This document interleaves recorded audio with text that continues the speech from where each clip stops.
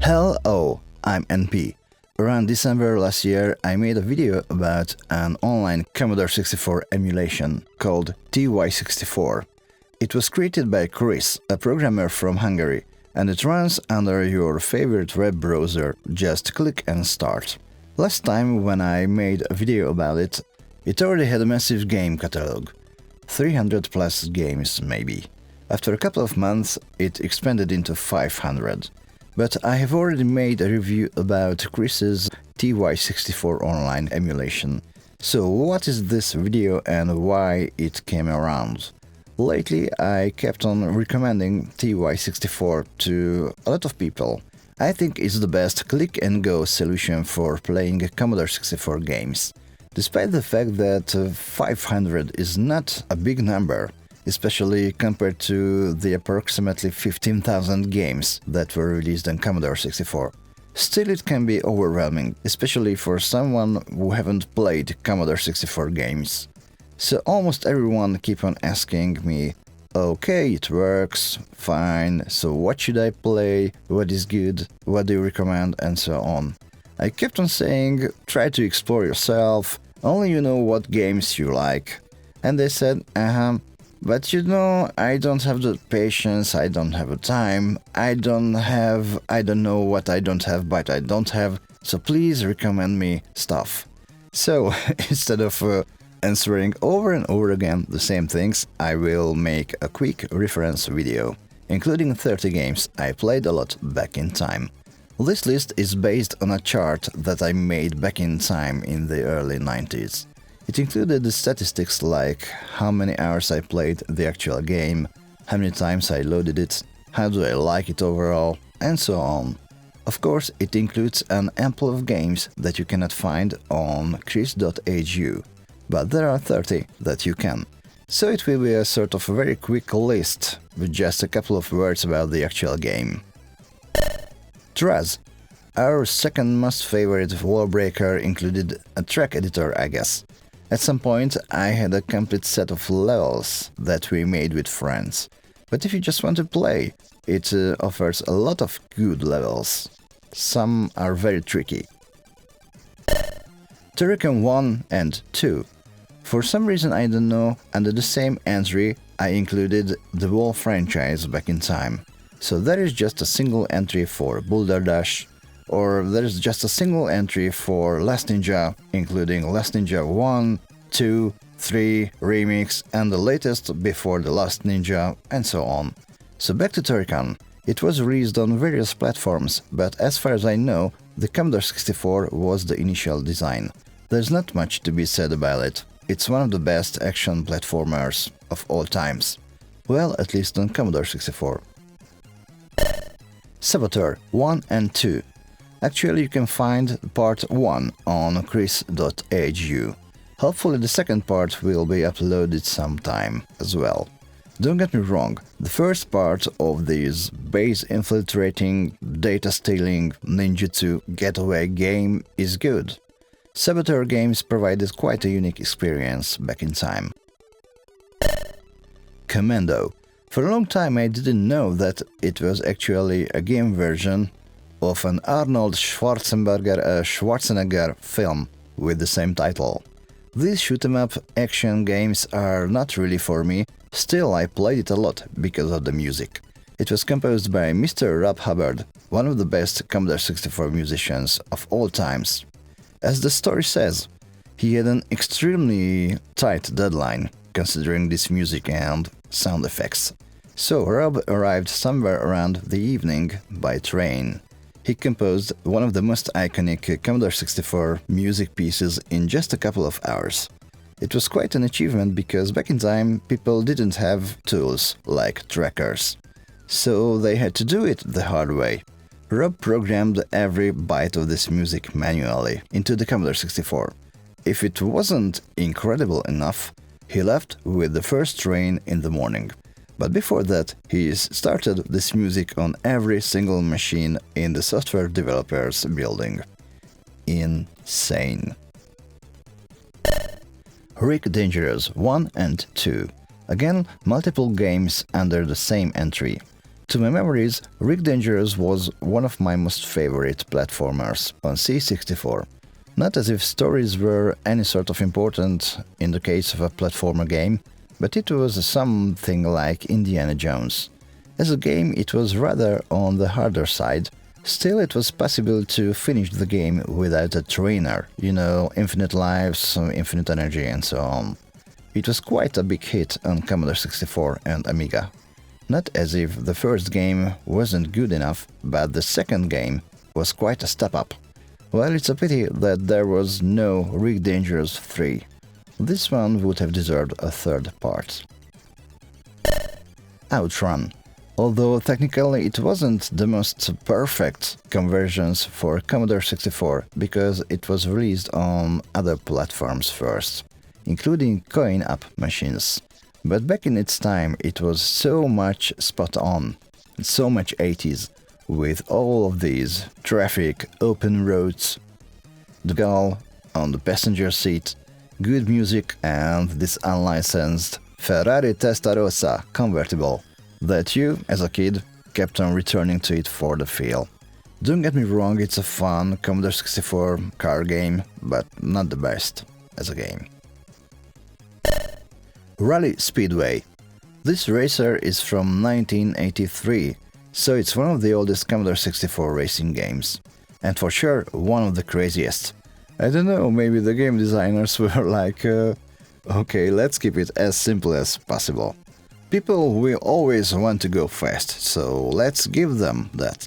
Full throttle all the time, permanently. Let them use the brakes. Also, let them turn. If they touch scenery objects, they crash immediately. Good luck!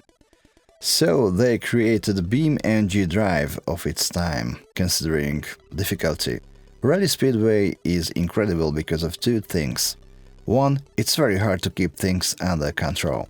And two, it requires skills that require some time to master. So despite the fact that it just looks like a top-down racing game, under the hood it's quite a hardcore racing sim, one of the earliest of its kind, I guess. There are a lot of things that make sense, traction, drifting, breakpoints, in short, things that make sense in the physical world as well. So I think it's rather a sim than a game. And a very hard one. Still quite an experience. And by the way, it includes a track editor as well. As far as I can recall, at some point we even had a complete set of Formula 1 tracks of a complete season that we created with friends. So it's quite an impressive package for a 1983 game, isn't it? Nebulous. Back in time, Hewson was my most favorite game developer company. Platformers were never my favorite ones, still, this game added so many new and exciting things on the table that I played it a lot, according to my old stats. The whole concept is amazing. As Commodore 64 is quite limited visually, it's not very capable, so realizing this 3D tower is quite an achievement. And the whole game, it's so smart. It has a quality feel to it. Fourth Apocalypse. It's quite strange to realize that this game is more than 40 years old. As far as I can remember, it was one of my earliest games. I started with a dataset, a Commodore-branded tape player and recorder that was all sort of terrible. Every single tape needed a different tape head calibration.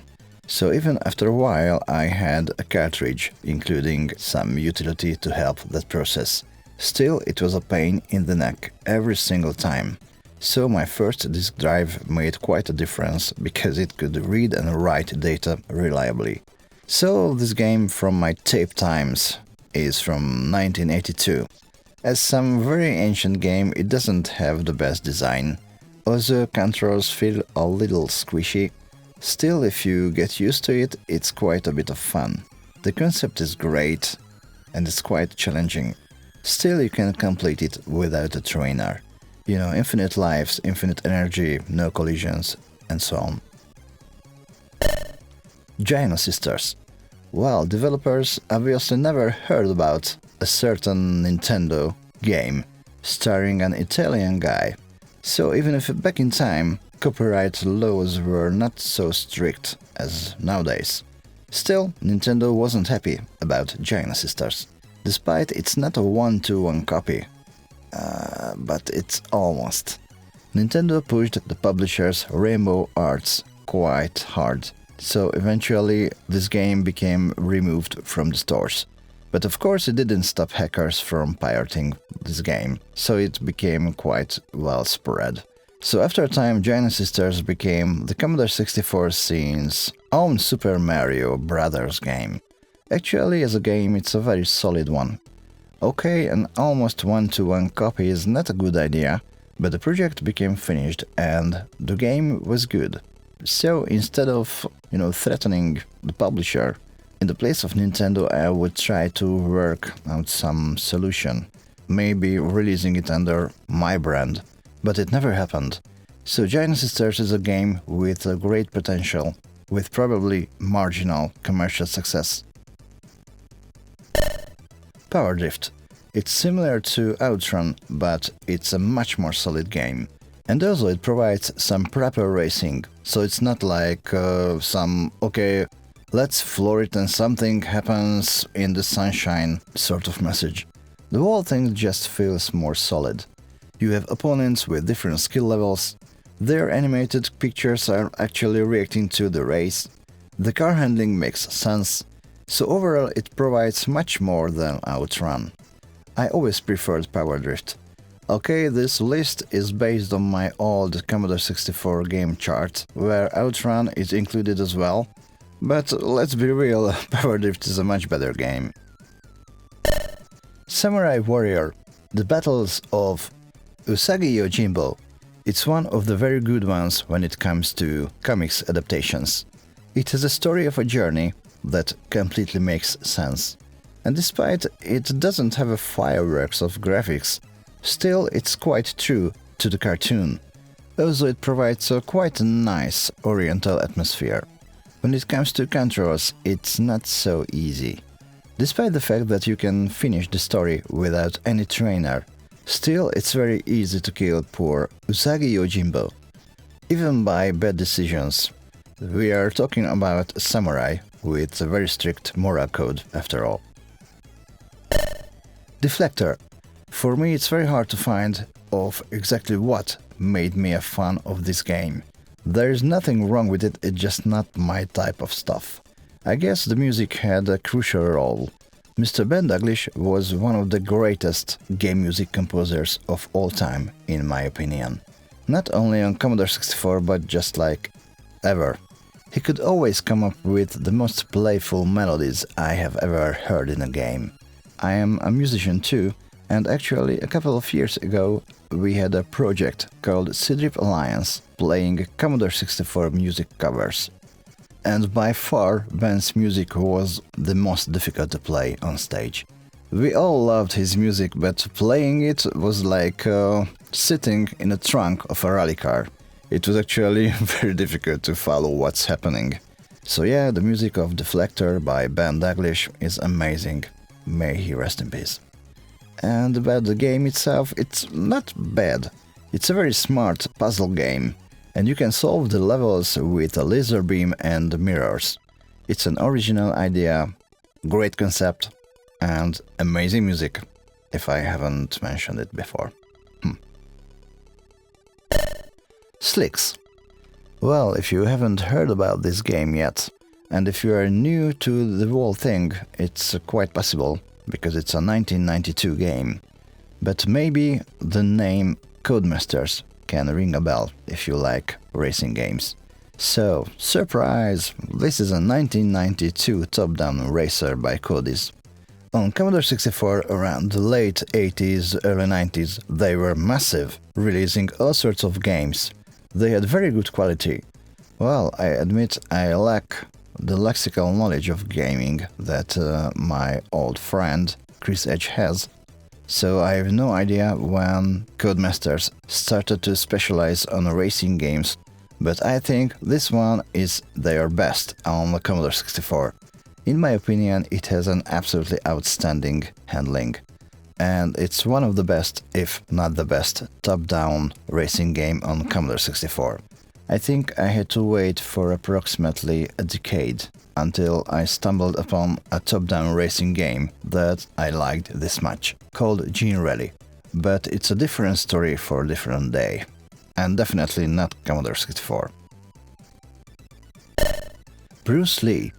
Back in the 80s, everything was about karate, kung fu and ninjutsu. I guess a surprising number of films and games are about these fighting heroes fighting their way through all the fighting to stop fighting at the end. Well, the genre had its heroes: Chuck Norris, Jean-Claude Van Damme, Jackie Chan, and perhaps the most influential among all of them, Bruce Lee. So this game is a sort of tribute to him, I guess. It tells what it tells. With your hero, Bruce Lee, you fight through an ancient temple and its guards. And traps, of course.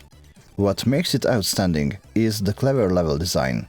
So it's sort of hard, but not frustrating, and you can absolutely complete it without any trainer. This mixture of platforming, jumping, falling, fighting, puzzle solving experience is quite nice, I think. Last Ninja the Third, or Third, as I'm not a native English speaker, I always hesitate. Anyway, in my old chart, it's a complete franchise under a single entry. Although I respect the technical achievements of this game, the graphics are amazing, and the whole design is great. Still, I never regarded Last Ninja games as games. To me, they are music collections. Last Ninja 1 was an Oriental album by Ben Daglish and Anthony Lees. Last Ninja 2 was a dark metal album by Matt Gray. Well, it's my favorite. Last Ninja 3 was some sort of cinematic prog metal album by Ryan Owand. So you get the idea. I'm not suggesting that the games are not good, because they are. But for example, to me at least, the controls always felt a little bit clumsy. Loading times were long, some puzzles were strange, so in general it's not my game. Still, it doesn't mean that I didn't play it a lot back in time, listening to the music. So recommending it is a no-brainer really. It's a wonderful piece of art, a wonderful piece of gaming history, and also a milestone considering chiptunes. The Great American Cross-Country Road Race. I don't know, maybe it ran for the Guinness title of having the longest game title in the history. No man asked Omen, so it's a long game. You can run cross-continent races all across the United States. On Commodore 64 it's one of the nicest racing games of its kind. It has a layer of strategy, so just by going fast you will not win. Also, the handling is exceptionally good, I think. Last year Krissz made a review of this game on this channel, saying he liked this game despite the fact that he doesn't like cars and driving. Well, how on earth someone cannot like driving and cars? It's too much to grasp for me. Well, anyway, this racing game is for folks who are not scared away by games that are a little bit longer than usual. Supremacy. Well, that's a long game indeed as well. Depending on the map size, it can take a couple of hours to complete. That can be either winning or losing, as it's a strategy game of interplanetary warfare. As for mechanics, it resembles a lot of 4X games. You know, explore, expand, exploit and exterminate. It resembles a little of modern games, like Sins of a Solar Empire or Endless Space. Okay, it's an old game, so maybe Supremacy has a little bit smaller number of axes, but it's an enjoyable strategy game nevertheless. This game is also famous for including one of the best title musics on Commodore 64, composed by Jeroen Tel, who is still active today, performing live on Commodore 64 scene events. By the way, it's true for Ryan Owand, the creator of Last Ninja 3 music tracks. He is an incredible keyboard player. Stunt Car Racer. Well, if you think that Commodore 64 is not capable of running an actual car sim where physics actually make sense, well, you are wrong. This game was programmed by Geoffrey J. Cremond, the programmer behind the famous Grand Prix series from the late 90s and early 2000s. His Formula 1 games include a very serious physics simulation. And surprise, his 1989 game Stunt Car Racer also is based on real physics. So maybe it's a little rough, a little slow, but under this pixel surface, it's a very serious racing sim actually. By that mean, it's absolutely outstanding. There are a lot of games that try to do this vector graphics, physical engine, something on Commodore 64, but in my opinion, most of them failed. The controls were awkward most of the time. Well, in the case of Stunt Car Racer, it's not easy, but it absolutely makes sense. Crackout. Well, as for a wall breaker, despite the fact that Traz was more well-rounded, and Arkanoid was cool as well, still according to my 90s chart, I played Crackout much more than all the rest altogether. I think there are two reasons behind that. The first is Mr. Ben Daglish, again, the genius composer from the 80s. His music in this game is absolutely off the scale. With Sidrip Alliance we performed this song a couple of times on stage, and for me at least it was the hardest song. An ample of unpredictable things happen. So it feels like traveling in the trunk of a rally car. But don't get me wrong, it's fun. His melodies are so playful. I failed to get bored of Ben's music, even after so many years. Okay, the second thing is actually this game is very good. Apart from music, I think it's the best of its kind on Commodore 64. It feels very solid. It's fun to play even nowadays. Le Mans. I was sort of surprised to see this game so high on my old chart. I completely forgot about this. But then I started to recall that besides Wizard of War and Invaders, it was one of my most favorite coin-op machines back in the days, years before I had a Commodore 64 computer. The actual arcade version was slightly different from the C64 version, but it was the same way addictive. A race driver stuck in endless loop hell. Le Mans is like the Flappy Bird of racing. For a while I had the top time in the coin-op machine. And of course someone came and got more points, so I became the second, third and so on. And at some point these machines were carried away. So I was quite happy when I could play Le Mans at home, where I could play it a lot again. Into the Eagle's Nest. Basically it's a top-down shooter, but if you want to complete a level, then you must be very tactical, as you have limited resources. So for me it's rather a strategy game than a shooter, where bad decisions can end your game, and not acrobatics of dodging bullets and stuff. Checking my 90s chart was a sort of surprise, as I completely forgot that this game was so high on the list. Don't get me wrong, it's a very good one. I just forgot of how many hours I spent on replaying it. Actually, that's true for a couple of games in this video as well. But I think it doesn't matter, because it's just a list of recommended games by me on Krissz.hu. And who cares about my stats anyway? Street Rod. Actually, it's among the longer games as well. From start to finish, maybe it takes a couple of hours. On Commodore 64, basically it's your definitive car pimping game. In a fictional 50s town you can buy, sell, win, lose, crash and modify all sorts of cars of the era. In my opinion, it's not a very good driving game because cars turn like a brick and it's all about acceleration. Actually, on a second thought, well, it describes American cars from the 50s quite well. Big, heavy, going straight nicely, in the corner, agile like a blue whale. Actually, Street Road sounds like a sim by that meme. Anyway, this game is cool and can be regarded as a great grandfather of these car pimping games today, like Need for Speed or The Crew. Pit Stop 2. This one is actually quite a decent race game. Just like the great American cross-country named game, it has a strategic layer. So for a good result you will have to keep an eye on both the fuel and tire consumption. Maybe it's not the word tire management and fuel consumption, is it? Anyway, despite that it cannot be called as a sim, still it has a lot of things that make sense. For example, the centrifugal or centripetal force when you turn. It's increased with the speed. As I'm speaking about this game, I started to realize of how many hours we played it with friends. For a pretty long time I enjoyed single-player gaming only.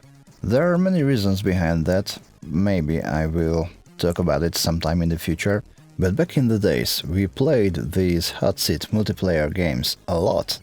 Pit Stop 2 ended up so high on my old chart because of the fun factor and the hours played together with my friends. And as talking about these old times bring up memories, I start to realize that some of these friends are not alive anymore. Well, getting older sucks. But being alive and talking about shit is still better than pushing up the daisies. International Karate Plus. Well, another great hot seat multiplayer game. I can recall that once we organized some sort of tournament.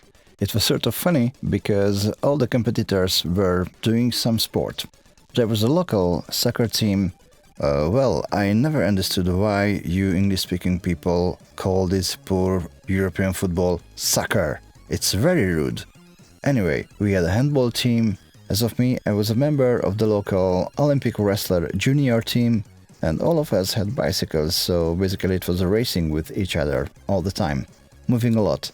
So basically we just kept on doing the same thing on the computer as well. It's very strange how much times can change, isn't it? So, about IK+. In my opinion, it's the top of fighting games on Commodore64. It's very quick, precise, and you definitely need skill to be able to land your hits. And the music, man. It's some Oriental goodness from Mr. Rob Hubbard. Uridium. Well, for me, there was always something very snappy, very precise, very clean about Huson's games.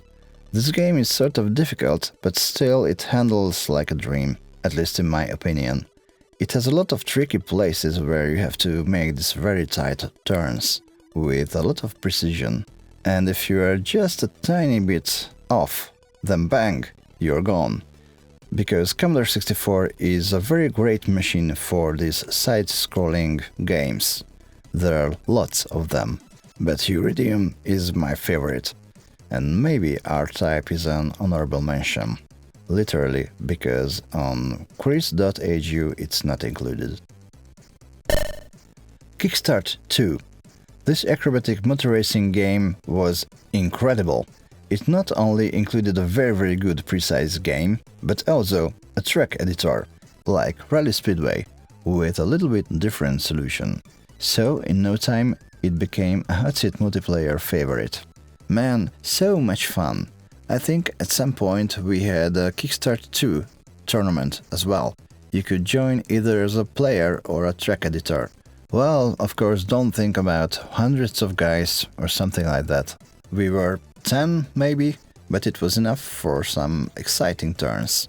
It was never predictable.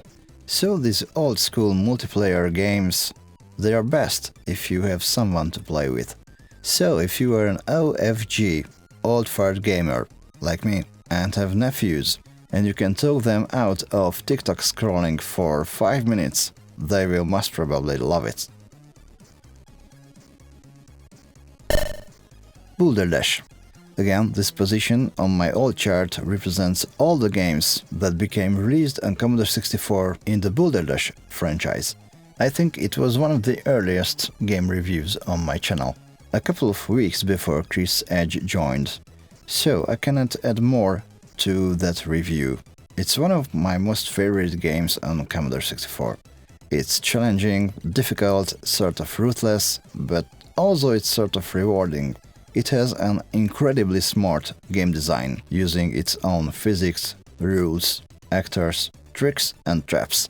Despite the fact that I played it a lot back in time, still I can enjoy it even today. I just dust it off and have fun. It's a very cleverly designed game from 1984. It's sort of timeless. And definitely, just like a Group B rally car, it will give a lot of present products a run for their money. Wizard of War. On this channel we have a Wizard of War review. Originally I wanted to make it because it's one of my most favorite Commodore 64 games, but as it turned out it's also Krisz's most favorite Commodore 64 game. So to resolve it, we did the old school way, a beer and a sausage contest online. The Bud Spencer and Terence Hill way, and Krissz won it. So he did this review. Maybe this game, at the first sight, if you don't know what it is not very impressive. It looks old, but under the surface, it's one of the best competitive games on Commodore 64. We played it years before it was available on Commodore 64 around our place. There was an arcade game then in a nearby town. A lot of coins lost. Then the Commodore 64 version came and it changed everything. I think I had a cartridge version at some point, and we went completely crazy about it. We always played Wizard of War PvP against each other. This game is insane. Peredroid. As far as I can remember, it was my very first game review on this channel. Maybe I'm wrong about it, but maybe not. So this is my most favorite Commodore 64 game. Just like Boulder Dash, it's something that I tend to dust off from time to time, despite that it was my most played game according to my old chart. It's still very challenging, and I don't seem to think that I got bored of it. For me it represents the top of game design. The style is as minimalistic as it can be. Still it opens such a wide window to this game world as possible. On the paper it's some sort of shooter, but it has many layers underneath. So if you just go and shoot, then maybe in 30 seconds your game will be over. To save the ship and the passengers, you will have to be very careful and tactical. This game has very good dynamics, with a lot of changes. There is no safe way to complete your mission. So here you are. 30 recommended games by and Play 64 channel. You can find them all at Krissz.hu, the online Commodore 64 emulation site. You can find the link in the video description below. If you like what he is doing, please don't forget to support him. It's quite a remarkable project. So that's all for today. NP out. See you somewhere in time.